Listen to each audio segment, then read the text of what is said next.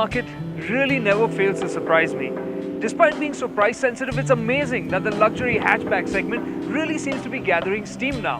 And it's going to get hotter still with the arrival of this machine, BMW's little hatchback, the 1 Series. It's going to be launched in India soon, but prior to that launch, we've come here to Europe to drive it and tell you what makes it that little bit different, that little bit special.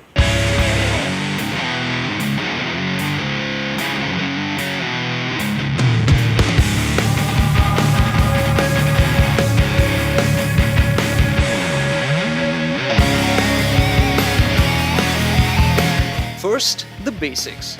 The 1 Series is the entry-level car in BMW's range. And in its second generation guise, it is bigger and more mature than its predecessor. Despite that, whether it is length, width or height, the 1 Series is smaller than Volvo's V40 Cross Country. And on most counts, it's smaller than the Mercedes A-Class too. But the sore point for the 1 Series isn't its size, it's the wow factor. It just doesn't seem to have it. Its face wears quite a grumpy expression, and there is an awkwardness to its proportions too. The long bonnet leads into a stout cabin that flips downwards at the rear. The 1 Series is best viewed from there, where the wide rear axle and the low stance give it an athletic look. The large squarish tail lamps wrap around onto the creased sides nicely. But to find true beauty, you have to look deeper. Under the skin, there's true blue BMW genetics. Check out the engine. It's longitudinally mounted. And the power doesn't go to the front wheels. It comes to the rear.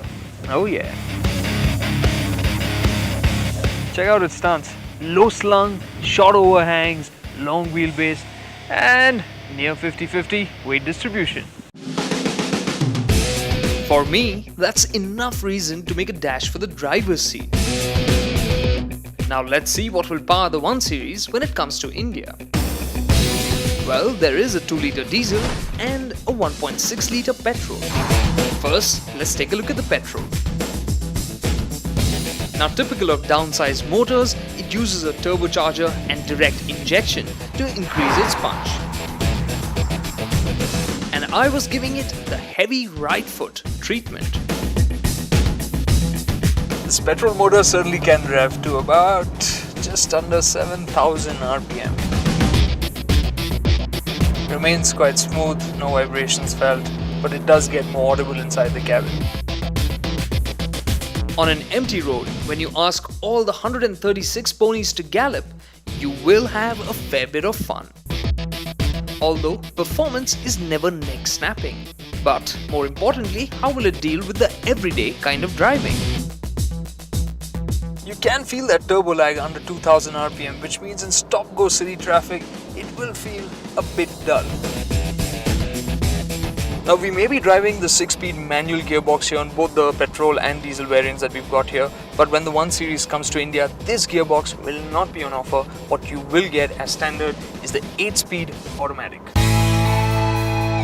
The auto box is sure to mask the turbo lag and improve responsiveness a fair bit. And that will be a big plus even for the 2-litre diesel motor. Now, the diesel motor here in the 1 Series isn't new to the Indian market. We've seen it in different states of tune in the 5 Series and the 3 Series. Here in the 1 Series, the motor is detuned to 143 bhp and 32.6 kilograms of torque,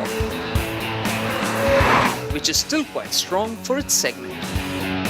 Now let's see how this motor performs, shall we? Unsurprisingly, 143 bhp still feels quite ordinary in a big luxury hatch. Now, this motor won't have you grinning like an idiot, but nonetheless, it's definitely a very capable motor. On the highway, it's got enough shove to cruise at triple-digit speeds without breaking a sweat, and it does rev very nicely and freely, so it just feels quick. Okay, so it might not have a lot of horsepower, but its ability to rev makes it feel quite peppy. Revs to 5,500 RPM quite cleanly, but it does lose a little bit of steam towards the end. It really is a quick revving motor that way. Now the motor certainly feels very smooth, there are no vibrations even when you rev it hard. It does feel refined too. There is a distant rumble that comes into the cabin, but that feels pleasant rather than disturbing. However, like the petrol, things were less impressive at the other end of the rev range. It does feel a bit dull under 1500 RPM, but once the turbo spools in, the pull, the torque slug is nice and linear, makes it very easy to use. The smooth and quick 8-speed automatic box from ZF, which will come to India, will make things better still. Okay, that's enough about the motors. What's the 1 Series like from behind the wheel?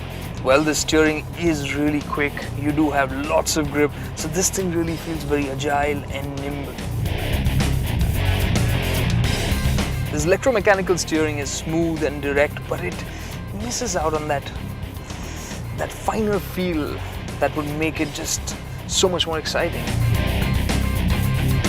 With the adjustable drive modes, the suspension, the engine, the gearbox, when you have the automatic gearbox, all kind of change their character to suit that experience.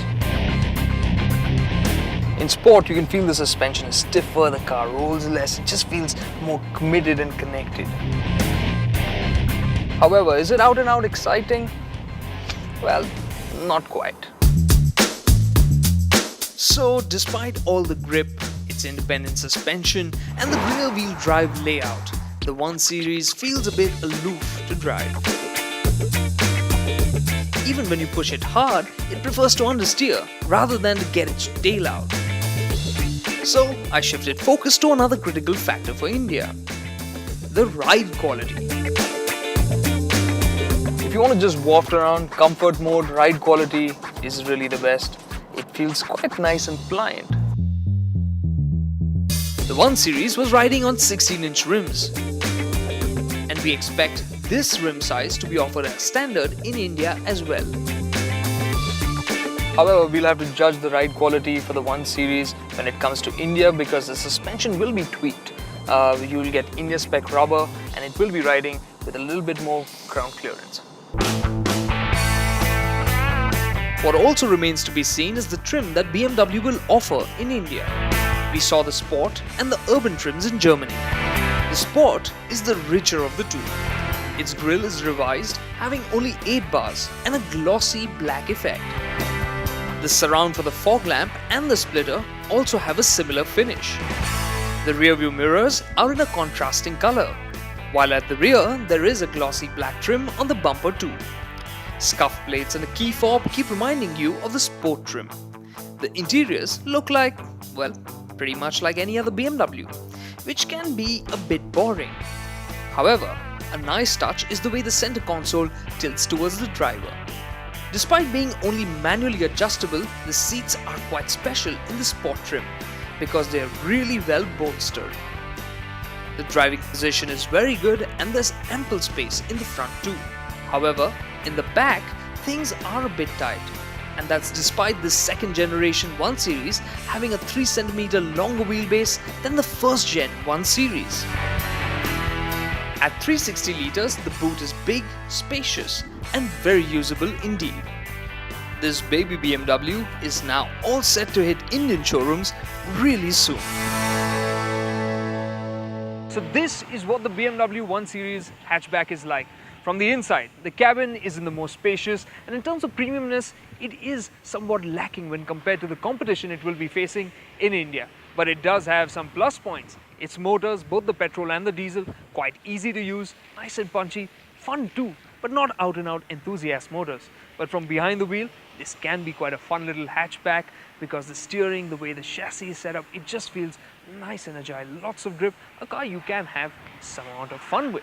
And what BMW are doing to make the 1 Series even more competent is assembling it in India. So when it is launched on the 3rd of September, this car is sure to come with a cracking price tag.